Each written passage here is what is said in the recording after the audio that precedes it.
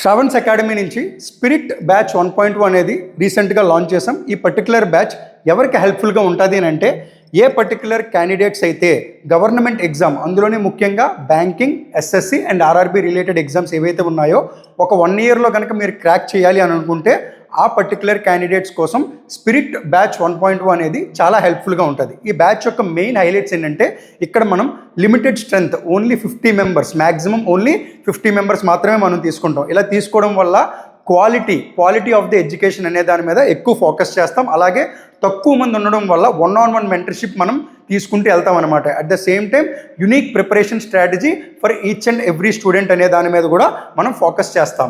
ఇక్కడ మనకి ఎవరైతే ఫ్యాకల్టీ ఉన్నారో వాళ్ళు more than 10 years of experience in the competitive exams, అంటే ఆ పర్టికులర్ సబ్జెక్ట్లో వాళ్ళకి more than 10 years of the experience ఉన్నది. సిలబస్ అంతా కంప్లీట్ అయిపోయిన తర్వాత మనకి టెస్టులు కండక్ట్ చేస్తాం. ఈ టెస్టులు ఎలా ఉంటాయి అని అంటే మనకి బోత్ ఆన్లైన్ అండ్ ఆఫ్లైన్, అంటే మొత్తం 2 వైపులా కూడా మనం కండక్ట్ చేస్తూ ఉంటాం అనమాట. రిగరస్ టెస్ట్స్ అనేవి కండక్ట్ చేస్తూ ఉంటాయి. ఈ టెస్టుల్లో మనకి సెక్షనల్ వైజ్ టెస్టులు ఉంటాయి, అలాగే టాపిక్ కంప్లీట్ అయిపోయిన తర్వాత టాపిక్ వైజ్ టెస్ట్ ఉంటుంది, అలాగే వీక్లీ టెస్టులు కూడా కండక్ట్ చేస్తాం. ఇలా మనం చూసుకుంటే ఫుల్ లెంత్ టెస్టులు, అంటే బ్యాంకింగ్ రిలేటెడ్ ఎగ్జామ్స్ ఏవైనా ఉంటే ఆ టైంలో వాళ్ళకి బ్యాంకింగ్ రిలేటెడ్ ఎగ్జామ్స్, అలాగే ఎస్ఎస్సి రిలేటెడ్గా ఉండేటప్పుడు ఎస్ఎస్సి రిలేటెడ్ ఎగ్జామ్స్, అలాగే ఆర్ఆర్బీ రిలేటెడ్గా ఉండేటప్పుడు RRB related examinations both online and ఆఫ్లైన్లో కండక్ట్ చేయడం జరుగుతుంది. ఈ పర్టికులర్ బ్యాచ్ ఏదైతే ఉన్నదో మనకి April ending or May first వీక్లో స్టార్ట్ అవుతుంది అనమాట.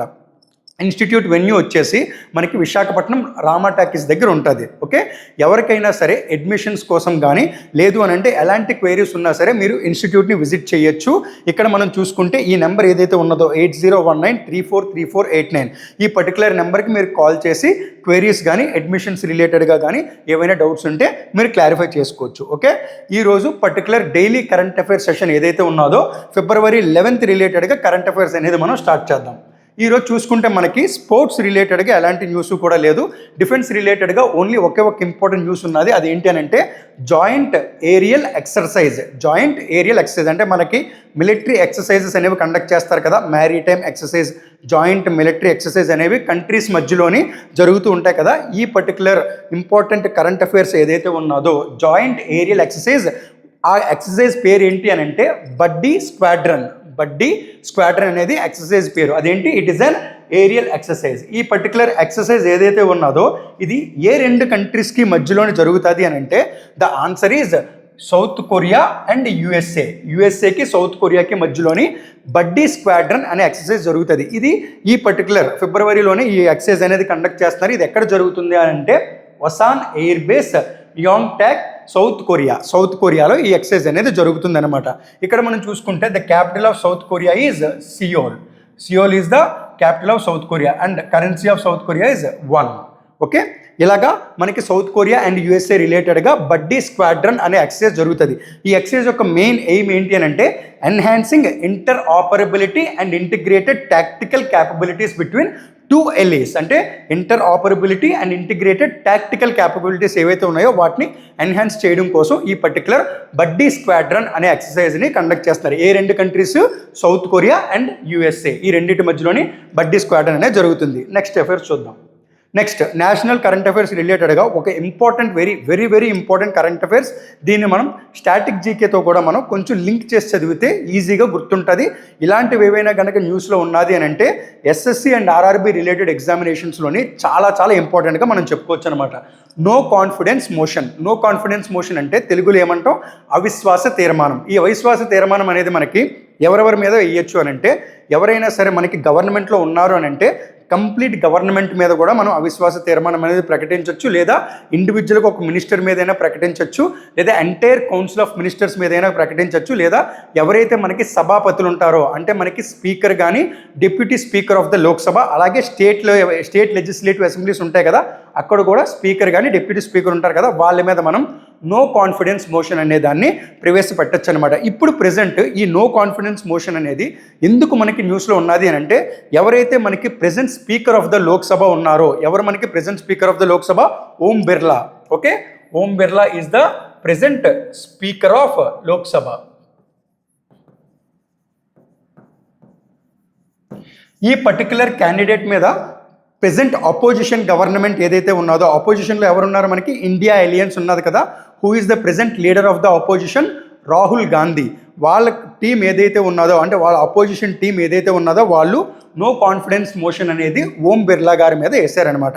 ఇప్పుడు ఈ పర్టికులర్ పర్సన్ మీద నో కాన్ఫిడెన్స్ మోషన్ విధించడానికి గల మెయిన్ కారణం ఏంటి అని అంటే, ఇది ఇంకా జస్ట్ మోషన్ స్టేజ్లోనే ఉన్నది, పాస్ అయ్యి అతన్ని తీయలేదనమాట. Okay, no confidence motion pass అవ్వాలి అని అంటే మెజారిటీ అనేది రావాలి. సో ఆ ప్రొసీజర్ ఏంటి, ఎలా ఉంటుంది అనేది చూద్దాం. యాక్చువల్గా ఓం బిర్లా అనే పర్సన్ ఎవరైతే ఉన్నారో ఆయన మీద నో కాన్ఫిడెన్స్ మోషన్ ఎందుకు ప్రవేశపెట్టారు అని అంటే, ఎవరైతే అపోజిషన్ లీడర్ ఉన్నారో రాహుల్ గాంధీ, ఈ పర్టికులర్ పర్సన్కి ఎప్పుడైతే మనకి పార్లమెంట్లోని స్పీచెస్ ఉంటాయి కదా, లీడర్ ఆఫ్ ద హౌస్కి ఎంత ఇంపార్టెన్స్ అయితే ఉంటుందో సేమ్ అదే విధంగా అపోజిషన్ లీడర్ ఆఫ్ ద హౌస్కి కూడా మనకి కాన్స్టిట్యూషనల్ అథారిటీ అనేది ఉంటుంది అనమాట. సో ఇతనికి ఎంత టైం అయితే ఇస్తున్నారో స్పీచ్ ఇచ్చేటప్పుడు సేమ్ అదే విధంగా అపోజిషన్ లీడర్ కూడా ఆ టైం అనేది కేటాయించాలి. ఇలా కేటాయించలేని టైంలో, అంటే ఇప్పుడు రీసెంట్గా జరుగుతున్న ఇష్యూస్ వల్ల opposition leader of the house ఎవరైతే ఉన్నారో రాహుల్ గాంధీ మైక్ని కట్ చేశారనమాట. దాంతోపాటు ఒక 8 member of parliaments of the India alliance, అంటే కాంగ్రెస్ గవర్నమెంట్ నుంచి 8 మెంబర్ ఆఫ్ పార్లమెంట్స్ని స్పీకరు సస్పెండ్ చేశారనమాట, అంటే బయటకు వెళ్ళిపోమని చెప్పారనమాట. సో ఈ కారణాలు అన్నిటి బేసిస్ మీద అపోజిషన్లో ఎవరైతే ఉన్నారో వాళ్ళు స్పీకర్ ఆఫ్ ద హౌస్ ఓం బిర్లా గారి మీద నో కాన్ఫిడెన్స్ మోషన్ అనే తీర్మానాన్ని ప్రవేశపెట్టారనమాట. ఇప్పుడు చూద్దాం ఎగెనెస్ట్ హూమ్, ఎవరి మీద ప్రవేశపెట్టారంటే ఓం బిర్లా గారి మీద ప్రవేశపెట్టారని. He is the present speaker of the house. Okay, Lok Sabha. It is moved by the opposition. మనకి అపోజిషన్ లీడర్ ఎవరు? Rahul Gandhi from India alliance. Okay, is there a provision to remove Lok Sabha speaker or deputy speaker post? ఏదైనా మనకి కాన్స్టిట్యూషన్లో provision ఉందా? Yes, మనకి కాన్స్టిట్యూషన్లోని ఒక provision అయితే ఉన్నదనమాట. We can remove either speaker or deputy speaker according to article 94 of the Indian constitution. దీని ప్రకారం చూసుకుంటే మనకి ప్రొవిజన్ ఉన్నదనమాట. As per article 94 clause C of the constitution we can remove a speaker. ఇప్పుడు చూసుకుంటే speaker or deputy speaker can be removed from the office by passing a resolution and must be passed by the majority of all the then members of A house. అంటే వీళ్ళకి simple మెజారిటీయే రావాలి, but total membership of the house అనేది ఏదైతే ఉన్నదో, ఇప్పుడు for example మనకి లోక్సభలోని 100 మంది ఉన్నారనుకోండి, ఇది ఒక ఎగ్జాంపుల్ కింద చెప్తున్నాను. 100 మంది ఉన్నారు అని అంటే 50% + 1 అంటే 51 సీట్స్ ఏవైతే ఉన్నాయో అవి మనకి రావాలన్నమాట మెజారిటీలోని. ఇప్పుడు మనం చూసుకుంటే కాంగ్రెస్ అంటే ఇండియా అలియన్స్ ఎవరైతే ఉన్నారో వాళ్ళకి టోటల్గా 238 సీట్స్ అయితే ఉన్నాయి. అలాగే మనకి 293 సీట్స్ అయితే వీళ్ళకు ఉన్నాయన్నమాట. ఎవరు? ఎన్డీఏ లెడ్ గవర్నమెంట్కి. వీళ్ళకి ఎన్డీఏ లెడ్ గవర్నమెంట్ ఎవరైతే ఉన్నారో వీళ్ళకి 293, ఇండియా అలియన్స్ ఏదైతే ఉన్నదో వీళ్ళకి 238 ఉన్నాయి. ఇప్పుడు దీని ప్రకారం చూసుకున్నా 50% + 1 అని చెప్తున్నాం కదా, అంటే ఈ పర్టికులర్ రెజల్యూషన్ ఏదైతే ఉన్నదో అది పాస్ అవ్వడానికి వెళ్ళేటప్పుడు మ్యాక్సిమం ఫెయిల్ అయ్యే ఛాన్సే ఉంటుంది అనమాట. అంటే ఈ పర్టికులర్ క్యాండిడేట్ ఎవరైతే ఉన్నారో ఓం బిర్లా అని స్పీకర్ ఆఫ్ ద హౌస్, ఆయన్ని తీసే అవకాశం అయితే ఉండదు, మోస్ట్లీ ఉండదు. ఓకే, నెక్స్ట్ ఇంకా అది ప్రాసెస్లో ఉన్నది కాబట్టి చూద్దాం. ఇది దీనికి అనమాట, అంటే ఇది మెజారిటీ కింద రావాలి. ఇప్పుడు నెక్స్ట్ చూసుకుంటే what is the procedure for removal? Procedure ఎలా ఉంటుంది అని అంటే, ఒకవేళ మన స్పీకర్ని కానీ డిప్యూటీ స్పీకర్ని కానీ తీయాలి అని అనుకునేటప్పుడు ప్రొసీజర్ ఎలా ఉంటుంది? ఇప్పుడు ఇంకొక క్వశ్చన్ ఏంటంటే, whether we can remove chairman or deputy chairman of the Rajya Sabha? Yes or no? No, we cannot remove chairman or deputy chairman of the Rajya Sabha. Only for speaker and deputy speaker కి మాత్రమే అవకాశం ఉంటుంది అనమాట. ఇప్పుడు చూసుకుంటే procedure for the removal ఎలా ఉంటుంది అని అంటే, ఎప్పుడైనా సరే స్పీకర్ని రిమూవ్ చేయాలి అని అంటే మెంబర్స్ ఆఫ్ ద పార్లమెంట్, ఇక్కడ మనకి లోక్సభలో ఎవరైతే మెంబర్స్ ఉన్నారో ఇందులోని ఐదర్ 2 or 3 మెంబర్స్, అంటే మినిమం ఇంతమంది ఇవ్వాలన్నమాట. ఒక పర్టికులర్ నోటీస్ అనే దాన్ని ప్రిపేర్ చేయాలి. ఆ మెంబర్స్ ప్రిపేర్ చేసిన తర్వాత ఆ నోటీస్ ఏదైతే ఉన్నదో సెక్రటరీ జనరల్ ఆఫ్ ద లోక్సభకి హ్యాండ్ ఓవర్ చేస్తారు. ఓకే, ఇది ఫస్ట్ ఇనిషియేట్ చేయడం అనమాట. ఇప్పుడు ఈ పర్టికులర్ రెజల్యూషన్ ఏదైతే ఉన్నదో టోటల్గా 120 మెంబర్స్ ఆ రెజల్యూషన్ని పాస్ చేశారు. ఓకే, ఆ రెజల్యూషన్కి ముందుకు పంపించారనమాట సెక్రటరీ జనరల్ ఆఫ్ ద లోక్సభకి. Next, to move the resolution at least 14 days has to be given as the notice. మనకి నోటీస్ ఎన్ని రోజులు ఉండాలి? మినిమమ్ 14 days నోటీస్ అయితే ఉండాలన్నమాట. నోటీస్ ఇచ్చిన తర్వాత after such notice is received a motion for leave. అంటే నోటీస్ ఇచ్చిన తర్వాత మోషన్ ఫర్ లీవ్ అని అంటే దాన్ని డిస్కషన్ కండక్ట్ చేస్తారు. డిస్కషన్ కండక్ట్ చేసిన తర్వాత ఆ రెజల్యూషన్ మీద మనకి పుట్ టు ద ఓట్ వెళ్ళడానికి దాన్ని మోషన్ ఫర్ లీవ్ అని అంటాం. Motion for leave to move the resolution is entered in the list of business. అంటే లిస్ట్ ఆఫ్ బిజినెస్లోకి ఎంటర్ అవ్వాలి. అలా ఎంటర్ అవ్వాలి అని అంటే మినిమం ఎన్ని రోజులు పడుతుంది? మనకి 14 days నోటీస్ ఇవ్వాలి. తర్వాత మోషన్ ఫర్ లీవ్ అనే దానికి వచ్చిన తర్వాత లిస్ట్ ఆఫ్ బిజినెస్లోకి ఎంటర్ అవుతుంది. In the name of the members concern on a day fixed by the speaker. అంటే స్పీకర్ కింద ఎవరైతే ఉంటారో వాళ్ళు ఒక డేని ఫిక్స్ చేస్తారు. ఇప్పుడు ప్రెసెంట్ స్పీకర్ మీదే అలిగేషన్ ఉన్నది కాబట్టి, స్పీకర్ మీదే నో కాన్ఫిడెన్స్ మోషన్ ఉన్నది కాబట్టి ఇంకొక పర్సన్ ఎవరినైనా అపాయింట్ చేస్తారు, అంటే ఆయన ఇవ్వకూడదు కాబట్టి. ఓకే, ఈ పర్టికులర్ ప్రాసెస్ కంప్లీట్ అయిన తర్వాత that day is any other day after 14 days from the receipt of the notice of the resolution. అంటే 14 days అయిపోయిన తర్వాత ఈ మోషన్ ఫర్ లీవ్ ఏదైతే ఉన్నదో ఇది వచ్చిన తర్వాత లిస్ట్ ఆఫ్ ద బిజినెస్లోకి ఎంటర్ అయిన తర్వాత ఒక పర్టికులర్ డే రోజు బిల్లుని పుట్టు ఓట్ అంటే పాస్ చేయడానికి, ఆ రెజల్యూషన్ పాస్ చేయడానికి పుట్టు ఓట్ అనేది దాన్ని తీర్మానం తీసుకొని వస్తారనమాట. ఓకే, ఆ రోజు ఏదో ఒక రోజు 14 days తర్వాత ఉండొచ్చు అనేది దీని అర్థం. నెక్స్ట్, ఎవరైనా ఇప్పటి వరకు does any one of the speaker removed from the no confidence motion, no confidence motion ప్రవేశపెట్టి ఏ ఒక్క స్పీకర్నైనా ఇండియాలో ఎప్పటి వరకు తీశారా అనే పాయింట్ ఉంటే ద ఆన్సర్ ఈజ్ నో. ఇప్పటి వరకు ఎవరిని కూడా రిమూవ్ చేయలేదు స్పీకర్ కింద. బట్ ఆ నో కాన్ఫిడెన్స్ మోషన్ అనేదాన్ని ప్రవేశపెట్టారని అంటే yes, the answer is yes. ఇప్పటి వరకు మనకి టోటల్గా 3 times అయితే ప్రవేశపెట్టారు. ఇప్పుడు మనకు వచ్చింది కాబట్టి టోటల్గా 4 times ప్రవేశపెట్టారు. బట్ ఒక్కసారి కూడా స్పీకర్ని రిమూవ్ చేయలేదన్నమాట.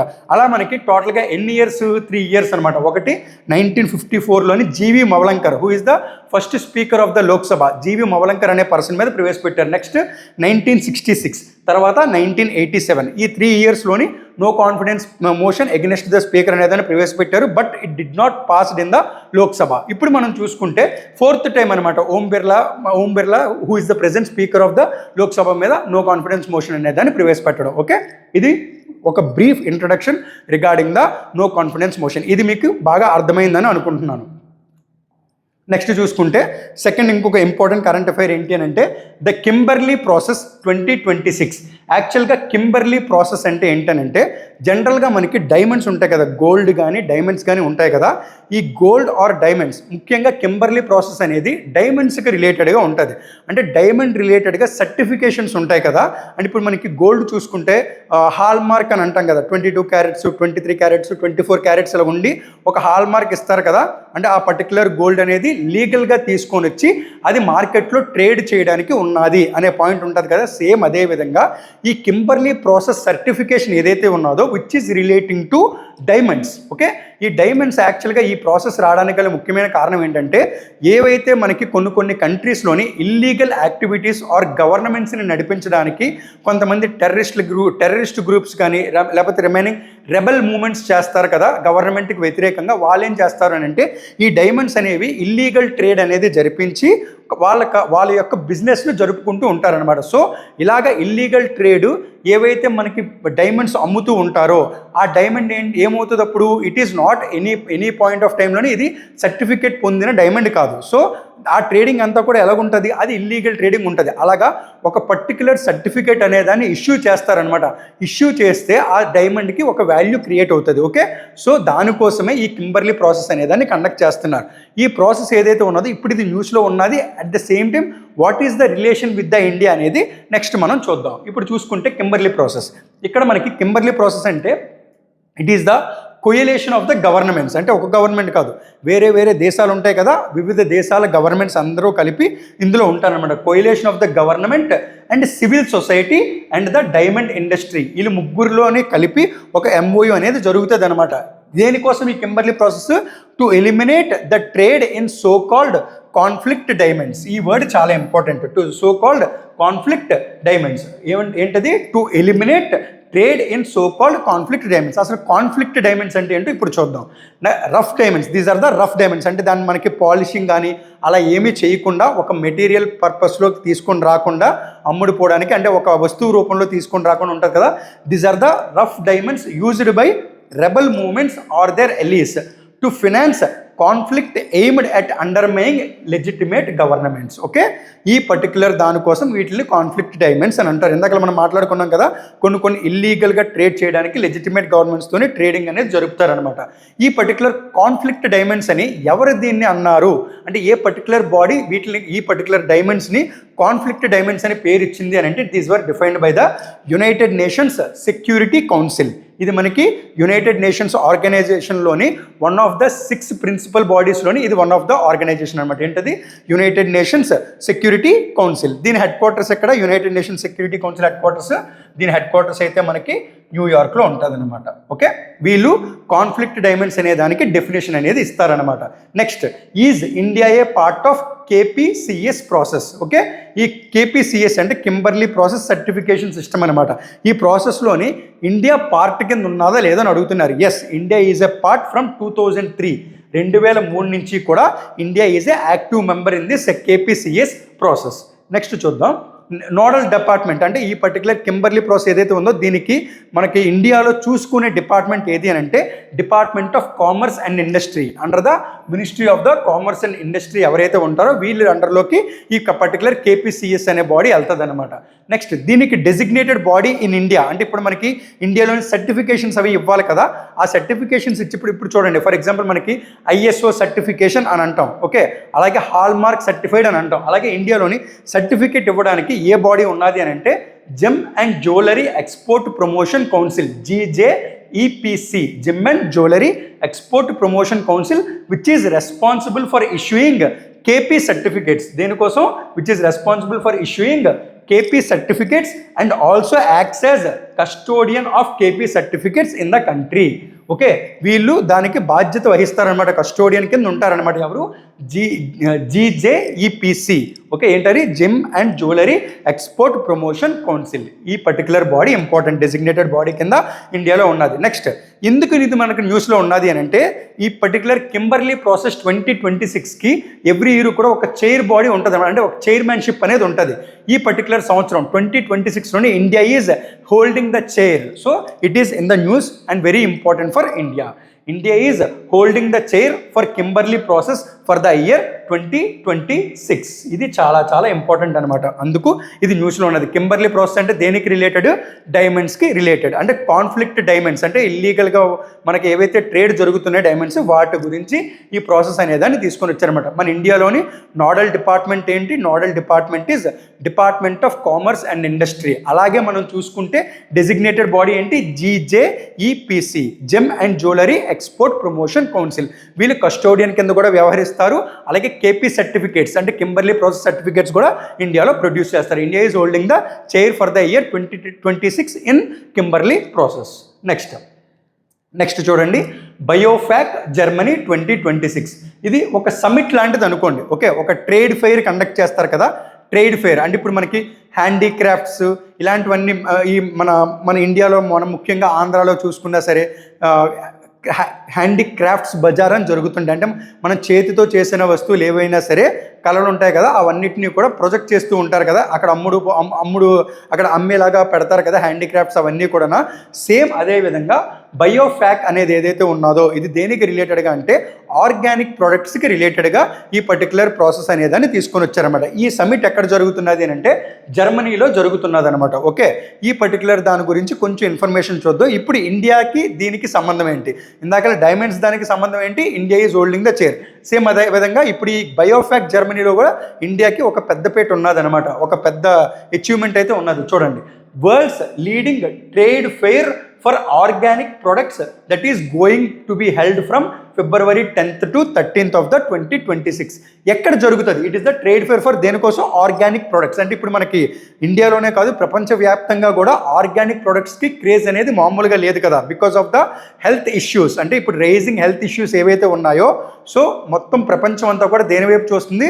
ఆర్గానిక్ ప్రొడక్ట్స్ వైపు చూస్తుంది అనమాట. సో దానికోసం ఈ ట్రేడ్ ఫెయిర్ అనేది కండక్ట్ చేస్తున్నారు. ఎక్కడ కండక్ట్ చేస్తున్నారు? జర్మనీలో కండక్ట్ చేస్తున్నారు. ఎక్కడ? న్యూరెంబర్గ్, జర్మనీ. ఓకే, ఈ న్యూరెంబర్గ్ అనే ప్లేస్లోని ఈ trade fair BioFach trade fair అనేది కండక్ట్ చేస్తున్నారు. అలాగే మనం చూసుకుంటే what is the capital of Germany? Capital of Germany is Berlin. Currency అయితే euro. Currency is euro. Okay, but ఈ పర్టికులర్ ట్రేడ్ ఫెయిర్, ఈ బయోఫ్యాక్ ట్రేడ్ ఫెయిర్ ఎక్కడ జరుగుతుంది? న్యూరెంబర్గ్ అనే ప్లేస్లో జరుగుతుంది.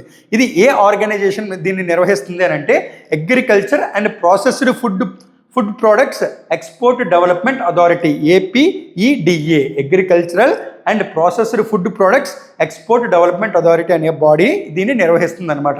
ఇక్కడ ఇండియా ఎందుకు న్యూస్లో ఉన్నది అని అంటే ఇండియాని ఈ పర్టికులర్ బయోఫ్యాక్ సమిట్లోని ట్రేడ్ ఫెయిర్లోని country of the year for 2026ని ఎవరు తీసుకున్న ఏ పర్టికులర్ కంట్రీకి వచ్చింది? ఇండియాకి వచ్చిందనమాట. ఓకే, country of the year at BioFach 2026 designated to India. So this particular news is very very important regarding India. Okay, ఇప్పుడు ఈ పర్టికులర్ బయోఫాక్లోని ఏ పర్టికులర్ ప్రొడక్ట్స్ని షోకేస్ చేస్తారు అని అంటే rice, oil seeds, millets, turmeric, ginger, ఇలాంటివన్నీ ఆర్గానిక్ ప్రొడక్ట్స్ ఏవైతే ఉంటాయో అవన్నీ కూడా షోకేస్ చేస్తారనమాట. ఫర్ ఎగ్జాంపుల్ చూడండి, rice, cashew, ginger, turmeric, cardamom, cinnamon, mango puree, essential oils, oil seeds, herbs and spices, ఇవన్నీ కూడా ఆర్గానిక్ ప్రొడక్ట్స్ కింద షోకేస్ చేస్తారనమాట. నెక్స్ట్ చూసుకుంటే ఇండియా ఏఐ ఇంపాక్ట్ సమిట్ 2026, ఇది గ్లోబల్ లెవెల్లోనే ఫస్ట్ టైం జరుగుతున్న సమిట్. అందులోని ముఖ్యంగా గ్లోబల్ సౌత్, మనకి గ్లోబల్ నార్త్, గ్లోబల్ సౌత్ అని రెండు ఉంటాయన్నమాట. ఇప్పుడు మనం చూసుకుంటే మనది గ్లోబల్ సౌత్ కింద వస్తుంది. అంటే ఫర్ ఎగ్జాంపుల్ చైనా కానీ, ఇండియా కానీ, మలేషియా కానీ, ఈ పర్టికులర్ ఏషియన్ కాంటినెంట్స్ ఏవైతే ఉన్నాయో ఇవన్నీ కూడా, సెంట్రల్ ఏషియన్ కాంటినెంట్స్ కంట్రీస్ ఏవైతే ఉన్నాయో ఇవన్నీ కూడా మనకి గ్లోబల్ సౌత్ కింద వస్తుంది అనమాట. ఈ గ్లోబల్ సౌత్లోనే ఫస్ట్ టైం ఈ రకమైన ఆర్టిఫిషియల్ ఇంటెలిజెన్స్ సమిట్ అనేది నిర్వహించడం మొదటిసారి. ఇందులోని 100కి పైగా 100+ కంట్రీస్ అనేవి పార్టిసిపేట్ చేస్తున్నాయి. ఈ పర్టికులర్ సమిట్ని హోస్ట్ చేస్తున్నది ఎవరు? ఇండియా హోస్ట్ చేస్తుంది. అంటే చూడండి, ఇండియా యొక్క ఇంపార్టెన్స్ అనేది అంచెలంచెలుగా చాలా ఎదుర్కొంటూ వెళ్తుంది అనమాట. అంటే మనం చాలా ప్రోగ్రెసివ్ గ్రోత్ రేట్, అంటే మనకి ఆర్గానిక్గా మన ఇండియా అనేది డెవలప్ అవుతుంది. సో మన వికసిత్ భారత్ 2047 ఏదైతే ఉన్నదో దాన్ని, ఆ మిషన్ ఏదైతే ఉన్నదో దాన్ని ఇండియా 100% అచీవ్ చేసే ఛాన్సెస్ అయితే ఇండియాకి చాలా ఎక్కువ ఉన్నాయన్నమాట. సో అందుకనే ఇండియా యొక్క ఇంపార్టెన్స్ వరల్డ్ లెవెల్లో ఇప్పుడు ప్రెసెంట్ మనకి జరుగుతున్న జియో పాలిటిక్స్ ఏవైతే ఉన్నాయో వాటి రిలేటెడ్గా చూసుకున్నా సరే ఇండియా యొక్క ఇంపార్టెన్స్ వరల్డ్ లెవెల్లో చాలా ఎక్కువ ఉన్నదనే విషయం మనకి తెలుస్తుంది. దీనికి ముఖ్యమైన కారణం మన ఫాస్టెస్ట్ గ్రోయింగ్ ఎకానమీ. నిన్న మనం చెప్పుకున్నాం కదా, India is one of the fastest growing economies in the world. So ఇవన్నిటిని ఆధారంగా చేసుకుంటే ఇండియా ఎప్పటికైనా సరే ఒక సూపర్ పవర్ కంట్రీగా నిలిచే అవకాశం అయితే చాలా ఉన్నదనమాట. ఇప్పుడు చూడండి, India AI impact summit 2026 host country ఏంటి? ఇండియా నిర్వహిస్తుంది అనమాట. This is the first global AI summit in the global south. ఇందాక చెప్పాం కదా, global south structured around 7 chakras guided by 3 sutras. అంటే ఒక 7 చక్రాస్ ఉన్నాయి, వాటికి 3 సూత్రాస్ ఉంటాయి అనమాట. ఈ 3 సూత్రాస్ని ఆధారంగా చేసుకొని ఈ పర్టికులర్ సమిట్ అనేది నిర్వహిస్తున్నారు. ఆ 3 సూత్రాస్ కూడా దేంటేంటి అని అంటే, 1 ఈజ్ పీపుల్, అంటే population present in the particular countries. Next is planet and progress. ఈ 3 సూత్రాస్ ఏవైతే ఉన్నాయో ఈ 3 సూత్రాస్ని బేస్ చేసుకొని 7 చక్రాస్ ఏవైతే ఉన్నాయో వీటిని ఇంప్లిమెంట్ చేయడానికి ఈ 100% ఏఐ సమిట్ అంటే ఇండియా ఏఐ ఇంపాక్ట్ సమిట్ అనేది జరుగుతుంది. ఇందులో పార్టిసిపేట్ చేస్తున్న కంట్రీస్ ఎన్ని? 100+ కంట్రీస్ అనేవి ఇందులో పార్టిసిపేట్ చేస్తున్నాయి. ఇది ఇలా జరగడం ఫస్ట్ టైం అనమాట. అది హోస్ట్ చేస్తున్నది ఇండియా, మర్చిపోకూడదు. నెక్స్ట్ స్టేట్ కరెంట్ అఫైర్స్ రిలేటెడ్గా ఢిల్లీది మనం ఆల్రెడీ లాస్ట్ క్లాసెస్లోని ఏదైతే డైలీ కరెంట్ అఫైర్స్ డీల్ చేస్తున్నామో ఒక పర్టికులర్ టాపిక్ చెప్పాం, భారత్ ట్యాక్సీ అనేది. భారత్ ట్యాక్సీ అంటే దేనికోసం? ఇది ఏదైతే మనకి రైడింగ్ ప్లాట్ఫామ్ ఉన్నదో, లైక్ ఊబర్, ఓలా ఇలాంటివి ఉన్నాయి కదా రైడింగ్ ప్లాట్ఫామ్స్. ఈ రైడింగ్ ప్లాట్ఫామ్స్కి ధీటుగా, అంటే వాళ్ళందరూ కూడా కమిషన్స్ బేస్డ్గా తీసుకుంటారు కదా, అలా కాకుండా మన ఇండియన్ గవర్నమెంట్ ఎవరైతే ఉన్నారో వాళ్ళు ఒక పర్టికులర్ ప్లాట్ఫామ్ని తీసుకొని వచ్చారు, అదే భారత్ ట్యాక్సీ. ఈ భారత్ ట్యాక్సీలోని ఫర్ ద ఫస్ట్ టైం మనకి ఢిల్లీ గవర్నమెంట్ నుంచి సపోర్ట్ వచ్చిందనమాట భారత్ ట్యాక్సీ గురించి. ఢిల్లీలోని ఏవైతే మనకి టూరిస్ట్ ప్లేస్లు ఉంటాయో ఆ టూరిస్ట్ ప్లేస్లను విజిట్ చేయడానికి ఒక 2 ఆర్గనైజేషన్స్ మెమరాండమ్ ఆఫ్ అండర్స్టాండింగ్ అనేది చేసుకొని ఎవరైతే డ్రైవర్స్ ఉన్నారో వాళ్ళకి ఆ డేటా అంతా వెంటనే ఇచ్చి భారత ట్యాక్సీ అనే దాన్ని అమలు పరచడానికి, ఈ పర్టికులర్ టెక్నాలజీని అడాప్ట్ చేసుకోవడానికి first state or union territory కింద మనకి ఢిల్లీ ఒప్పందం కుదుర్చుకున్నది. ఎవరితోని? గవర్నమెంట్ ఆఫ్ ఇండియాతోని. ఓకే, ఇప్పుడు దాని గురించి కొంచెం డీటెయిల్గా చూద్దాం. Government supported taxi platform in India ఏంటది? భారత్ ట్యాక్సీ. దీని గురించి ఆల్రెడీ మనం డిస్కస్ చేసాం. Delhi is the first state or union territory to adopt cooperative mobility. Okay, next MOU ఎవరెవరి మధ్యలో సైన్ అయింది అని అంటే, Delhi tourism and transportation cooperation, DTTC అని అంటాం, Delhi tourism and transportation cooperation. ఇంకొక బాడీ ఏంటి? Sahakar taxi cooperative limited, Sahakar taxi cooperative limited. ఈ 2 బాడీస్ మధ్యలోని కూడా ఎంఓయు అనేది సైన్ చేశారు. ఈ క్యూరేటెడ్ ట్యాక్సీ బేస్డ్ సర్వీసెస్ ఏవైతే ఉన్నాయో ఎవరి కోసం? ఇవి tourists who are visiting Delhi. Okay, ఇందులోని ఎలాగుంటుంది అని అంటే, ఈ పర్టికులర్ జర్నీ ఎలా ఉంటుంది అని అంటే, 2 గంటలైనా ఉండొచ్చు, లేదా 4 గంటలైనా ఉండొచ్చు, లేదా full day sight seeing covering major attractions in Delhi. అంటే ఎవరైతే టూరిస్టులు ఉంటారో వాళ్ళు ఈ పర్టికులర్ భారత్ ట్యాక్సీ అనే దాన్ని బుక్ చేసుకుంటే డైరెక్ట్గా ఎవరైతే డ్రైవర్స్ ఉంటారో వాళ్ళకి చాలా అడ్వాంటేజెస్గా ఉంటుంది అనమాట. అలాగా ఫస్ట్ స్టేట్ కింద ఆర్ యూనియన్ టెరిటరీ కింద అడాప్ట్ చేసుకున్న బాడీ ఢిల్లీ. ఓకే, ఇది చాలా చాలా ఇంపార్టెంట్ ఇన్ఫర్మేషన్. నెక్స్ట్ చూసుకుంటే ఉత్తరప్రదేశ్ రిలేటెడ్గా చూసుకుంటే it is the first state in the country. యాక్చువల్గా మనకి యూనియన్ బడ్జెట్ అనేది రిలీజ్ చేస్తారు, అలాగే స్టేట్ బడ్జెట్ కూడా రిలీజ్ చేస్తారు. ఎకనామిక్ సర్వే అనేది రిలీజ్ చేయరనమాట. ఇలాగా first state in India to represent economic survey report. అంటే ఇండియాలోని what is the first state to represent economic survey report, that is Uttar Pradesh. During the budget session of the state assembly, ఈ particular budget session ఏదైతే జరుగుతున్నదో ఆ సెషన్లోని economic survey report అనేదాన్ని ఇక్కడ మనకి తీసుకొని వచ్చారనమాట. ఎక్కడ? ఉత్తరప్రదేశ్ గవర్నమెంట్లో. ఈ హైలైట్స్ ఆఫ్ ద సర్వే ఏంటి అని అంటే GSDP, gross state domestic product. అంటే మనం జీడిపి అని అంటాం కదా ఓవరాల్ కంట్రీ చూసుకునేటప్పుడు, సేమ్ అదే విధంగా GSDP, gross state domestic product ఏదైతే ఉందో అది మనకు ఉత్తరప్రదేశ్లోని చాలా ఎక్కువ పెరుగుతున్నది అనమాట. మన ఇండియా ఓవరాల్ గ్రోత్ చూసుకుంటే 7.4%, 7.45% ఉంది. బట్ ఉత్తరప్రదేశ్ తీసుకుంటే 10% చొప్పున పెరుగుతున్నది అనమాట. చూడండి ఇక్కడ మనకి GSDP has grown at a compound annual growth rate, దాన్ని మనం సిఏజిఆర్ అని అంటాం, of 10.8%, rising from 13.3 lakh crore in 2016 to 30 lakh crore.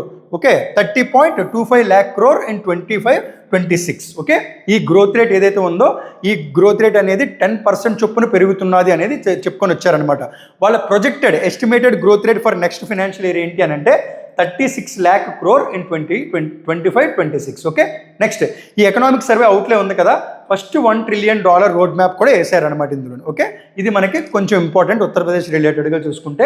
Next Rajasthan అనేది దేనికోసం ఉన్నది అని అంటే న్యూస్లోని వూల్ ప్రొడ్యూసర్. ఇప్పుడు మనకి ఎవరైతే షీప్ ఉంటుంది కదా, షీప్కి వూల్ ఉంటుంది కదా, వూల్ ప్రొడ్యూసర్ కింద ఇండియాలోని లార్జెస్ట్ వూల్ ప్రొడ్యూసర్ కింద ఎవరున్నారు అని అంటే ఇండియాలోని రాజస్థాన్. వరల్డ్లో కాదు ఇది, రాజస్థాన్ అనేది ఇండియాలోని హైయెస్ట్. ఇప్పుడు మనకున్న 28 స్టేట్స్, 8 యూనియన్ టెరిటరీస్ ఏవైతే ఉన్నాయో అన్నిటిలోని లార్జెస్ట్ వూల్ ప్రొడ్యూసర్ కింద రాజస్థాన్ అనే స్టేట్ ముందున్నదనమాట. ఎంత percentage? 47.5%. 47.5% of the national output. India మొత్తంలో చూసుకుంటే అప్రాక్సిమేట్గా 50%, సగానికి సగం పైగా రాజస్థానే ఎక్కువ వూల్ని ప్రొడ్యూస్ చేస్తుంది. సెకండ్ ప్లేస్లో ఏ స్టేట్ ఉన్నది? జమ్మూ అండ్ కాశ్మీర్ అనేది ఉన్నదనమాట. ఈ ర్యాంక్ ఎవరు డెరైవ్ చేశారు అంటే ఎవరు చెప్పారు అని అంటే ఈ rank estimates basic animal husbandry statistics అనే ఆర్గనైజేషన్ చెప్పింది. India is the second largest sheep population in the world.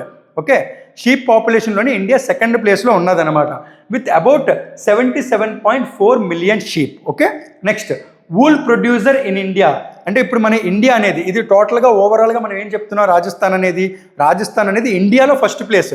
But ఓవరాల్గా చూసుకుంటే ఇండియా వూల్ ప్రొడ్యూసర్లోని ఎన్నో ప్లేస్లో ఉన్నది అని అంటే 9th ప్లేస్లో ఉన్నదనమాట. గ్లోబల్ లెవెల్లోని India is present in the 9th place. అది మర్చిపోకూడదు అనమాట. ఓకే, నెక్స్ట్ అపాయింట్మెంట్స్ రిలేటెడ్గా ఒక 3 అపాయింట్మెంట్స్ అయితే ఉన్నాయి. ఒకటి సిటీ యూనియన్ బ్యాంక్. ఇది ఏంటి అని అంటే మనకి ప్రైవేట్ సెక్టర్ బ్యాంక్ అనమాట. ఇది మనకి కుంభకోణం, తమిళనాడు అనే ప్లేస్లోని ఈ పర్టికులర్ బ్యాంక్ని ఎస్టాబ్లిష్ చేశారు.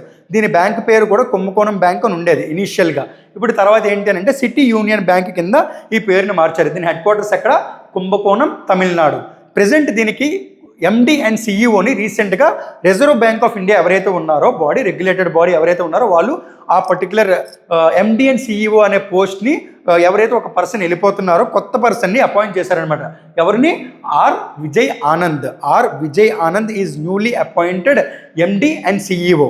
This particular appointment has been approved by which organisation అని అంటే answer is Reserve Bank of India approve చేసిందనమాట. ఈ ఆర్గనైజేషన్ ఏదైతే ఉన్నదో ఈ పర్టికులర్ అపాయింట్మెంట్ని ఎప్పటి నుంచి ఎఫెక్టివ్ డేట్లోకి తీసుకొని వస్తున్నారని అంటే May 1st, 2026 నుంచి. దీనికి టర్మ్ ఎంత అని అంటే 3 years టర్మ్ ఉన్నదనమాట. ఎన్ని years? 3 years term. Okay, for R Vijay Anand as the MD and CEO of City Union Bank. Next ఇంకొక పర్సన్ ఉన్నారు. ఆయన ఎవరు అని అంటే హీఈస్ ద ఐఏఎస్ ఆఫీసర్ అనమాట. ఐఏఎస్ ఆఫీసర్ ఒక పర్టికులర్ దానికి చైర్, అంటే ఆయన ఒక చైర్మన్ సీట్లో ఉన్నారనమాట. అది చాలా ఇంపార్టెంట్. ఏంటో పర్టికులర్ బాడీ అంటే United states India strategic partnership forum, దాన్నే మనం USISPF అని అంటాం. దీనికి చైర్ బాడీ కింద ఎవరిని తీసుకున్నారు? రోహిత్ కుమార్ సింగ్. ఈయన ఇంతకుముందు మనకి కన్జ్యూమర్ అఫేర్స్ సెక్రటరీ కింద పనిచేశారనమాట. దేని కింద? కన్జ్యూమర్ అఫేర్స్ సెక్రటరీ కింద పనిచేశారు. ఎవరు? రోహిత్ కుమార్ సింగ్. ఈయన్ని ఏ పర్టికులర్ దానికి చైర్ కింద అపాయింట్ చేశారు? Chair of global value chains committee and adviser to the board of directors of USISPF. ఎవరిని? Rohit Kumar Singh. He is the former consumer affairs secretary కింద పనిచేశారు. ఈయన ఒక IAS ఆఫీసర్. ఓకే, నెక్స్ట్ ఇది ఏంటి అంటే ఢిల్లీ ఖేల్ మహాకుంభ్. దీనికి ఒక బ్రాండ్ అంబాసిడర్ని అపాయింట్ చేశారనమాట. ఇది ఏంటి అంటే స్పోర్ట్స్ ఫెస్టివల్ అనేది ఒకటి కండక్ట్ చేస్తున్నారు. ఎక్కడ అంటే ఢిల్లీలో కండక్ట్ చేస్తున్నారు. ఓకే, ఇది అక్రాస్ ఒక 12 డిస్ట్రిక్ట్స్లోని కండక్ట్ చేస్తున్నారు. ఓకే, ఇది 12 డిస్ట్రిక్ట్స్లోని ఈ ఢిల్లీ ఖేల్ మహాకుంభ్ అనేది ఒక స్పోర్ట్స్ ఫెస్టివల్ కింద కండక్ట్ చేస్తున్నారు కదా. దీనికి ఒక ఇండియన్ క్రికెటర్ని దీనికి బ్రాండ్ అంబాసిడర్ కింద అపాయింట్ చేశారు. ఎవరు అని అంటే శిఖర్ ధవాన్ అనే పర్సన్ని. He is the Indian cricketer who has been appointed as the brand ambassador for Delhi Khel Mahakumbh. ఇది మనకి 16th ఫిబ్రవరినే కండక్ట్ అవుతుంది. ఎన్ని డిస్ట్రిక్ట్స్లో అంటే 12 డిస్ట్రిక్ట్స్లోని ఢిల్లీలోని కండక్ట్ చేస్తున్నారు. Okay, next ranking and indices రిలేటెడ్గా ఇది ఒకటి కొంచెం ఇంపార్టెంట్. నెట్వర్క్ రెడీనెస్ ఇండెక్స్ 2025లోని ఇండియా అనేది ఇంతకుముందు 49th ప్లేస్లో ఉండేది. ఓకే, ఇప్పుడు ఆ పర్టికులర్ అంటే లాస్ట్ ఇయర్ 2024 ఇయర్కి గాను మన ఇండియా ఎన్నో ప్లేస్లో ఉండేది? 59 టోటల్గా ఇండియా 49th ప్లేస్లో ఉండేది. ఒక 4 ప్లేసెస్ అనేవి మెరుగుపరుచుకొని ర్యాంక్ ఆఫ్ ఇండియా ఎంతకు వచ్చింది? 45కి వచ్చిందనమాట. ఓకే, ఈ పర్టికులర్ ఇండిసెస్ ఏదైతే ఉన్నదో, ఇండెక్స్ ఏదైతే ఉన్నదో, నెట్వర్క్ రెడీనెస్ ఇండెక్స్ అనేది ఎక్కడ? వాషింగ్టన్ DCలో ఉన్న ఒక ఆర్గనైజేషన్ దీని యొక్క సర్వే కండక్ట్ చేస్తున్నారనమాట. ఆ ఆర్గనైజేషన్ పేరు ఏంటి అని అంటే రిపోర్ట్ రిలీజ్ చేసిన బాడీ పేరు పోర్చులన్స్ ఇన్స్టిట్యూట్. ఇది మనకి వాషింగ్టన్ DCలో ఉంది. ఇన్స్టిట్యూట్ పేరేంటి? పోర్చులన్స్ ఇన్స్టిట్యూట్. ఇది ఏ కంట్రీస్ని అంటే ఎన్ని కంట్రీస్ని అసెస్ చేశారు అని అంటే టోటల్గా 127 ఎకానమీస్ ఏవైతే ఉన్నాయో, ఈ 127 ఎకానమీస్ అంటే 127 కంట్రీస్ని అసెస్ చేశారు. Across how many pillars? Across 4 pillars. అందులోని 53 ఇండికేటర్స్ని చూశారనమాట. ఓకే, ఫర్ ఎగ్జాంపుల్ పోవర్టీ అనేది ఒక ఇండికేటర్, టెక్నాలజీ అనేది ఇండికేటర్, సస్టైనబుల్ డెవలప్మెంట్ అదొక ఇండికేటర్, ఎనర్జీ అనేది ఒక ఇండికేటర్. అలాగా మొత్తం 53 ఇండికేటర్స్ ఏవైతే ఉన్నాయో వీటిని అన్నిటినీ పరిశీలించి ఈ ర్యాంక్ అనేది ఇస్తారనమాట. ఇక్కడ మనకి చూసుకుంటే 4 పిల్లర్స్ అన్నాం కదా. ఏంటంటే అవి technology, people, governance and impact. ఈ 4 పిల్లర్స్లోని 53 ఇండికేటర్స్ బేస్ చేసుకొని ఈ పర్టికులర్ నెట్వర్క్ రెడీనెస్ ఇండెక్స్ అనేది తీసుకుని వచ్చారు. ఇండియా ఎన్నో ప్లేస్లో ఉన్నది? ఇప్పుడు 45th. ప్రీవియస్గా ఇండియా 49th ప్లేస్లో ఉన్నదనమాట. ఓకే, ఫస్ట్ ప్లేస్లో యాజ్ యూజువల్గా యునైటెడ్ స్టేట్స్ ఆఫ్ అమెరికా ఉన్నది. ఇక్కడ చూడండి, ఇండియా సెక్యూర్డ్ ఫస్ట్ ర్యాంక్. అంటే ఈ 45 ఉన్నాయి కదా, ఇందులో మనం ఎన్ని ఇండికేటర్స్ అని చెప్పాం? 53 ఇండికేటర్స్ అన్నాం. అందులో ఇండియాకి ఫస్ట్ ర్యాంక్ ఒక దాంట్లో వచ్చిందనమాట. ఏంటి అని అంటే annual investment in telecommunication services, AI scientific publications, ICT service export and commerce legislation. ఇందులో ఇండియా ఫస్ట్ ర్యాంక్లో ఉన్నది కాబట్టి ఇది అడిగే అవకాశం అయితే ఉంటుంది అనమాట దీని రిలేటెడ్గా చూసుకుంటే. అందుకనే ఈ పర్టికులర్ పాయింట్ని నోట్ చేసుకుంటే చాలా మంచిది. ఏంటది? Annual investment in telecommunication services, AI scientific publications, ICT service exports and commerce legislation. Okay, next banking and finance రిలేటెడ్గా ఏషియన్ డెవలప్మెంట్ బ్యాంక్ అనేది న్యూస్లో ఉన్నదనమాట. ఎందుకు ఉన్నది అని అంటే వాళ్ళు అస్సాం ఉన్నది కదా, అస్సాం దగ్గర ఏదైతే బ్రహ్మపుత్ర రివర్ ఉన్నదో అక్కడ సాయిల్ ఎరోషన్ ఒకటి, ఫ్లడ్స్ ఎక్కువ రావడం వల్ల దాన్ని మళ్ళీ స్ట్రెంగ్తన్ చేయడం కోసం ఏషియన్ డెవలప్మెంట్ బ్యాంక్ రీసెంట్గా లోన్ ఇచ్చిందనమాట. ఎంత లోన్ ఇచ్చింది అంటే $200 మిలియన్ అనే లోన్ ఇచ్చింది. ఆ పర్టికులర్ లోన్ కాస్త మళ్ళీ ఎన్హాన్స్ చేశారనమాట. ఆ ఎన్హాన్స్ చేసిన లోన్ రిలేటెడ్గా ఇప్పుడు ప్రెసెంట్ ఏషియన్ డెవలప్మెంట్ బ్యాంక్ అనేది న్యూస్లో ఉన్నది. ADB అంటే వరల్డ్ రిలేటెడ్గా చూసుకుంటే వరల్డ్ బ్యాంక్ అనేది పెద్దది. అలాగే ఏషియన్ కాంటినెంట్ రిలేటెడ్గా చూసుకుంటే ఏషియన్ డెవలప్మెంట్ బ్యాంక్ అనేది పెద్దది. దీని హెడ్ క్వార్టర్స్ ఎక్కడ? దీని హెడ్ క్వార్టర్స్ మనకి మనీలాలో ఉన్నది. మనీలా అంటే ఏ కంట్రీలో ఉన్నది? ఫిలిప్పైన్స్. ఓకే, దీనికి ఏషియన్ డెవలప్మెంట్ బ్యాంక్ ప్రెసిడెంట్ ఎవరు? Masato Kanda is the present president of the Asian Development Bank. ఇప్పుడు రీసెంట్గా న్యూస్లో ఎందుకున్నది? It has given or approved a loan of $182 million. ఎవరికి? టు అస్సాం. ఓకే, ఇందాక చెప్పాం కదా అస్సాంకి $200 మిలియన్ ఆల్రెడీ ఇచ్చున్నారనమాట. దీన్ని ఎన్హాన్స్ చేశారు. ఓకే, దేనికోసం ఇచ్చారు అనేది కూడా చెప్పాం కదా, అదొక్కసారి చూద్దాం. ఎందుకు ఇచ్చారనంటే to strengthen Assam's resilience to chronic flooding and severe river bank erosion. Flood resilience ఉంటుంది కదా, దాని రిలేటెడ్గా ఇచ్చారు అలాంగ్ ద బ్రహ్మపుత్ర రివర్. అందుకోసమనే ఏషియన్ డెవలప్మెంట్ బ్యాంక్ అనేది రీసెంట్గా న్యూస్లో ఉన్నది. అందించారు. అడిషనల్ లోను 182, ప్రీవియస్ ఇచ్చిన లోను 200. ఓకే, నెక్స్ట్ టోటల్గా అయితే మనకి $382 million అనేది ఇప్పుడు ప్రెసెంట్ మనకి లోన్గా ఇచ్చారనమాట. ఎవరికి? ఏ స్టేట్కి? అస్సాంకి. Okay, next economy and business రిలేటెడ్గా ఇది ఒక చాలా చిన్న ఇన్ఫర్మేషన్, బట్ కొంచెం ఇంపార్టెంట్ అనిపించింది, అందుకనే ఇది ఇచ్చాను. నేషనల్ షిప్ బిల్డింగ్ ప్రోగ్రామ్ అంటే మనం ఆల్రెడీ ఒక ఇండిజినస్ సబ్మెరీన్ గురించి మాట్లాడుకున్నాం కదా, INS అర్నాలా అని మనమే తయారు చేసుకున్నామని చెప్పాం కదా, బిల్ట్ అండ్ డెవలప్డ్ అని. మనకి బయ్యర్స్ నేవీ నుంచి బిల్డర్స్ నేవీ కింద మనం మారామని చెప్పాం కదా, దాని రిలేటెడ్గా చూసుకున్నా కూడా ఇది కొంచెం ఇంపార్టెంట్ అనిపించి ఇది ఇచ్చానమాట. చిన్నదే, పెద్దగా ఏం కష్టపడక్కర్లేదు.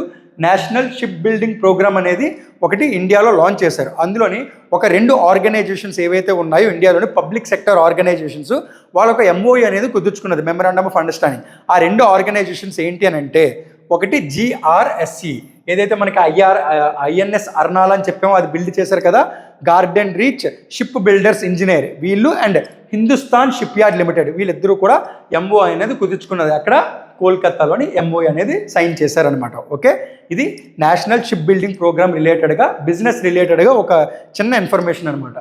నెక్స్ట్ సైన్స్ అండ్ టెక్నాలజీ రిలేటెడ్గా చంద్రయాన్ 4 మిషన్, అంటే ఇప్పుడు మనకి చంద్రుడి మీదకి మనం శాటిలైట్స్ అవి పంపిస్తుంటాం కదా, దాని రిలేటెడ్గా చంద్రయాన్ 4 ఏదైతే ఉన్నదో దీని రిలేటెడ్గా ఇక్కడ నుంచి మనకి చంద్రయాన్ 4 అనేది ప్రాజెక్ట్ లాంచ్ అవ్వడం ఎప్పుడు అవుతుంది అని అంటే 2028లో లాంచ్ అవుతుంది. ఓకే, ఈ ప్రాజెక్ట్ లాంచింగ్ 2028లో జరుగుతుంది. బట్ ఇప్పుడు ఇది రీసెంట్గా న్యూస్లో ఎందుకు ఉన్నది అని అంటే, దీనికి ల్యాండింగ్ సైట్ అంటే మన శాటిలైట్ వెళ్ళి ఎక్కడ మనకి లాంచ్ అవ్వాలి, మన రోవర్ ఉంటుంది కదా, ల్యాండ్ రోవర్ అంటాం, ఆ ల్యాండ్ రోవర్ వెళ్ళి ఎక్కడ లాంచ్ అవ్వాలనే ప్లేస్ పేరు ఇస్రో ఐడెంటిఫై చేసిందనమాట. అందుకు న్యూస్లో ఉన్నది. ఓకే, చంద్రయాన్ 4 ల్యాండింగ్ సైట్ ఎక్కడ అని అంటే మాన్స్ మౌంటన్, దీన్ని ఏమంటాం? మాన్స్ మౌంటన్, MM4 అని అంటాం, near moon south pole. Okay, moon south pole దగ్గర మాన్స్ మౌంటన్ దగ్గర మనకి ఈ ల్యాండ్ రోవర్ అనేది లాంచ్ అవుతుంది అనమాట. ఇక్కడ చూసుకుంటే ఏ ఆర్గనైజేషన్ ఐడెంటిఫై చేసింది అంటే ఇస్రో. ఇస్రో ఫుల్ ఫామ్ ఏంటి? Indian space research organization. Present దీనికి ఎవరున్నారు? చైర్మన్ కింద వి నారాయణన్. ఓకే, నెక్స్ట్ ఇస్రో వాళ్ళు ఐడెంటిఫై చేశారు ఏంటది? మాన్స్ మౌంటన్ అనేది ఐడెంటిఫై చేశారనమాట. అబౌట్ చంద్రయాన్ 4 మిషన్ కొంచెం తెలుసుకుందాం. ఇదేంటి అని అంటే India's first lunar sample return mission. Sample return mission అంటే దాని అర్థం ఏంటి? వెళ్ళి అక్కడ ఆ శాటిలైట్ అనేది ఉండిపోవడం కాకుండా మళ్ళీ తిరిగి వస్తుంది అనమాట. తిరిగి వచ్చేటప్పుడు ఏంటి అని అంటే అక్కడ రాక్ అలాగే సాయిల్ ఇలాంటివి ఉంటాయి కదా, వాటి శాంపిల్స్ని కలెక్ట్ చేసుకొని ఇండియాలోకి తిరిగి వస్తుంది అనమాట. అందుకే ఈ పర్టికులర్ మిషన్ అనేది మనకి చాలా చాలా ఇంపార్టెంట్. అదే చంద్రయాన్ 4 మిషన్. ఓకే, ఇది డ్యూయల్ లాంచ్ రాకెట్ అనేది వాడతారు ఇందులో. ఒకటి LMV-3 లాంచింగ్ వెహికల్ Mark 3 అని అంటాం. Next PSLV polar satellite launching vehicle. ఈ రెండు కూడా మనకి డ్యూయల్ లాంచ్ రాకెట్స్ కింద ఉంటాయి. అలాగే ఇందులో మనకి ఏ పర్టికులర్ ఇయర్లో లాంచ్ చేస్తున్నారు అని అంటే 2028లో లాంచ్ చేస్తున్నారనమాట ఇది. ఓకే, అందుకు ఇది న్యూస్లో ఉన్నది. నెక్స్ట్ ఒకవేళ ఎవరికైనా ఇస్రో ఎస్టాబ్లిష్డ్ ఇయర్ ఎప్పుడు అనేది తెలిస్తే కమెంట్ చేయండి. ఆ ఇయర్కి ఇంకొక ప్రత్యేకత కూడా ఉంటుంది, అది కూడా తెలిస్తే కమెంట్ చేయండి. ఆ ఇంకొక ప్రత్యేకత ఏంటి అని అంటే రిగార్డింగ్ బ్యాంక్స్ రిలేటెడ్గా ఆ ఇయర్కి ఇంకొక ప్రత్యేకత కూడా ఉంటుంది అనమాట. ఈ రెండు కనుక తెలిస్తే కమెంట్ చేయండి. నెక్స్ట్ మనం ఇంపార్టెంట్ డేస్ రిలేటెడ్గా చూసుకుంటే February 10th ఏంటది? Second Tuesday of February. ఏమని అంటామంటే సేఫర్ ఇంటర్నెట్ డే. ఇది సెకండ్ ట్యూస్డే ఆఫ్ ఫిబ్రవరి రోజు నాడు సేఫర్ ఇంటర్నెట్ డే. దీనికి థీమ్ ఏంటంటే smart tech safe choices exploring the safe and responsible use of artificial intelligence. ఇప్పుడు అంతా బూమింగ్ ఇదే కదా, ఆర్టిఫిషియల్ ఇంటెలిజెన్స్ కదా, దాని రిలేటెడ్గా. అంటే ఇప్పుడు మనకి సేఫర్ ఇంటర్నెట్ డే అని ఎందుకు అన్నారు అని అంటే, ఇప్పుడు మనకి ఇంటర్నెట్లో చూసుకుంటే డార్క్ వెబ్, ఇప్పుడు మనకి కొన్ని సినిమాల్లో డార్క్ వెబ్ గురించి కూడా ఇస్తారు కదా, సో దాని రిలేటెడ్గా ఈ పర్టికులర్ సేఫర్ ఇంటర్నెట్ డే అనేది మనకి సెకండ్ ట్యూస్డే ఆఫ్ ద ఫిబ్రవరిలో ఇచ్చారనమాట. ఇది February 10th రిలేటెడ్గా ఉన్న ఇన్ఫర్మేషన్. నెక్స్ట్ ఏంటి? February 11th International Day of Women and Girls in Science. International Day of Women and Girls in Science అంటే దాని అర్థం ఏంటి అని అంటే ఎడ్యుకేషన్ ఫీల్డ్లోని, సైన్స్ అండ్ టెక్నాలజికల్ ఫీల్డ్లోనే విమెన్ ముందడుగు వెయ్యాలి, మనకి సైంటిస్టుల్లో కూడా విమెన్ అనేవాళ్ళు ఎక్కువ మంది ఉండాలి అనే పాయింట్ కోసం ఇది తీసుకొని వచ్చారనమాట. దీని థీమ్ ఏంటి? From vision to impact, redefining stem. అంటే స్టెమ్ అనేది మనకి ఎడ్యుకేషన్ రిలేటెడ్గా దీనికి ఫుల్ ఫామ్ ఉంటుంది, అది కూడా ఏంటో తెలిస్తే కమెంట్ చేయండి. By closing the gender gap. అంటే సైంటిస్టులు ఎక్కువగా మగవాళ్ళే కాకుండా విమెన్ అండ్ గర్ల్స్ కూడా ఉండే విధంగా ఈ పర్టికులర్ డేని తీసుకొని వచ్చారనమాట. అదే మనకి international Day of Women and Girls in science, February 11th. Next చూసుకుంటే February 11th ఇంకొక డే, ఇది very very important, that is world Unani day. ఇది ఎందుకు సెలబ్రేట్ చేస్తారు అని అంటే డాక్టర్ హకీమ్ అజ్మల్ ఖాన్ ఈయన ఒక Unani physician, educator and freedom fighter. Okay, ఈయన బర్త్డేని పురస్కరించుకొని February 11th world Unani day. మనకి ఆయుష్ అని ఒక మినిస్ట్రీ ఉంటుంది కదా, ఆయుర్వేద, యోగా, యునాని, సిద్ధ అండ్ హోమియోపతి అని ఉంటుంది కదా, అందులో ఉనాని ఉన్నది కదా, అది ఒక టైప్ ఆఫ్ మెడిసిన్ అనమాట, మెడిసిన్ రిలేటెడ్ ఫీల్డ్. ఆ పర్టికులర్ ఉనాని ఏదైతే ఆ పర్టికులర్ ఫీల్డ్ ఏదైతే ఉన్నదో దాని రిలేటెడ్గా వరల్డ్ యునానీ డే అనేది మనకి February 11th జరుపుకుంటాం. నెక్స్ట్ ఇంకొక డే ఉంటుంది February 11th world day of the sick. Okay, next February 11th ఇంకొక ఇంపార్టెంట్ ఏంటంటే ప్రామినెంట్ పర్సన్ ఉన్నారనమాట. ఇది ఆయన డెత్ యానివర్సరీ. ఎవరు? పండిట్ దీన్ దయాళ్ ఉపాధ్యాయ్. ఈయన ఎవరు అని అంటే ఈరోజు మనకి బీజేపీ పార్టీ ఉన్నది కదా, అప్పట్లో భారతీయ జనతా సంఘ్ అని ఉండేది, భారతీయ జనసంఘ్, అందులోనే ఒక కీ పర్సన్ అనమాట. ఎవరు? పండిట్ దీన్ దయాళ్ ఉపాధ్యాయ్. ఆయన బర్త్ యానివర్సరీ September 25th. ఆ రోజు నాడు మన ఇండియాలోని అంత్యోదయ దివాస్ కింద జరుపుకుంటాం. But today February 11th is the death anniversary of Pandit Deen Dayal Upadhyay. అది ఇన్ఫర్మేషన్ అనమాట. ఇప్పుడు ఆయన బర్త్డే ఏంటి? September 25th. It is observed as Antyodaya Diwas. About Pandit Deen Dayal Upadhyay చూడండి, he is important leader in Bharatiya Jana Sangh. Okay, launched weekly, ఆయన లాంచ్ చేసిన వీక్లీ పేరు పాంచజన్య అండ్ డైలీ స్వదేశ్ అనే డైలీని, అలాగే పాంచజన్య అనే వీక్లీని కూడా ఆయన ప్రవేశపెట్టారు. నెక్స్ట్ ఆయన రాసిన బుక్స్ ఏంటంటే సామ్రాట్ చంద్రగుప్త్, పొలిటికల్ డైరీ, ఏక్తా మామ్నవ్ వద్ అంటే ఇంటిగ్రల్ హ్యూమనిజం, జగద్గురు శంకరాచార్య. ఇవి ఆయన రాసిన బుక్స్ అనమాట. అంటే ఇలాంటి ఇంపార్టెంట్ ప్రామినెంట్ పర్సనాలిటీస్ ఎవరైతే ఉన్నారో మనకి స్టాటిక్ రిలేటెడ్గా బుక్స్ కూడా అడిగే అవకాశం ఉంటుంది, అందుకనే ఇవి ఇచ్చాము. ఓకే, నెక్స్ట్ చూసుకుంటే బుక్స్ అండ్ ఆథర్స్లోని ఈ బుక్ అనేది ఇప్పుడు కాంట్రవర్షియల్గా ఉన్నదనమాట. So very very important, 4 Stars of Destiny. It is an autobiography of major Manoj Mukund Naravane. యాక్చువల్గా ఇక్కడ న్యూస్లో ఉండడానికి కారణం ఏంటంటే ఇది అఫీషియల్ పబ్లిషర్ ఎవరైతే ఉన్నారో వాళ్ళు పబ్లిష్ చేయకుండానే ఇది మనకి డిజిటల్ ప్లాట్ఫామ్స్లో ఇప్పుడు మనకి అమెజాన్లో కానీ ఫ్లిప్కార్ట్లో కానీ అక్కడ దొరికేస్తుంది అనమాట. సో అందుకని ఇది న్యూస్లో ఉన్నది. ఈ బుక్ రిలేటెడ్గానే రాహుల్ గాంధీ కూడా అపోజిషన్ లీడర్ ఎవరైతే ఉన్నారో అతని చేతిలో పట్టుకొని ఈ బుక్ రిలేటెడ్గానే కొన్ని అండ్ పార్లమెంట్ బయటకు వచ్చి కూడా ఈ బుక్కే చూపిస్తూ మాట్లాడారనమాట, కొన్ని అలిగేషన్స్ చేశారు. సో అందుకనే ఈ బుక్ మనకి చాలా చాలా ఇంపార్టెంట్. ఏంటది? 4 Stars of Destiny. అంటే అఫీషియల్ పబ్లిషర్ ఎవరైతే ఉన్నారో పెంగ్విన్ ర్యాండమ్ హౌస్ ఇండియా, వీళ్ళు ఇప్పుడు న్యూస్లో ఉన్నారు. అంటే ఇది కూడా అడిగే అవకాశం ఉంటుంది, పబ్లిషింగ్ రైట్స్. ఏంటది? పెంగ్విన్ ర్యాండమ్ హౌస్ ఇండియా ఎవరైతే ఉన్నారో వీళ్ళు చెప్పుకొచ్చేది ఏంటి అని అంటే ఈ బుక్ని మేము ఇంకా అఫీషియల్గా పబ్లిష్ చేయలేదు, బట్ రైట్స్ అన్నీ మా దగ్గరే ఉన్నాయి. దీనికి ఆథర్ ఎవరు? Major Manoj Mukund Naravane. Is the former army chief. Okay, book పేరు ఏంటి? 4 Stars of Destiny. ఓకే, ఈరోజు మనకి February 11th daily current affairs session ఏదైతే ఉన్నదో అది కంప్లీట్ అయ్యింది. ఆల్రెడీ మనం ముందుగానే చెప్పుకున్నట్టు ఒకవేళ ఎవరైనా సరే గవర్నమెంట్ ఎగ్జామ్స్ రిలేటెడ్గా ప్రిపేర్ అవుతున్నట్టయితే స్పిరిట్ బ్యాచ్ 1.0లోని మీరు ఎన్రోల్ అవ్వడానికి 8019343489కి కాంటాక్ట్ చేయండి. And all the best for your government jobs preparation. Thank you.